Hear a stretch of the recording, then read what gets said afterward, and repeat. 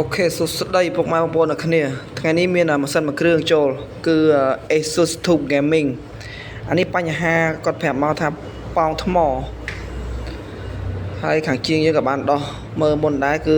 ពិតជាប៉ោងថ្មមែនអានេះលេខកូដម៉ាស៊ីនវាលេខកូដម៉ាស៊ីនវាគឺ S5C ហើយយើងបើកមើលឃើញថាពិតជាប៉ោងថ្មពិតមែនហើយយើងក៏បានរៀបចំថ្មរួចរាល់សម្រាប់ដូរគាត់អានេះថ្មថ្មីបកកេះ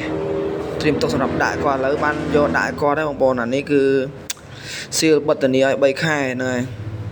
ហើយយើងក៏បានតេស្តបើកតេស្តមើលថា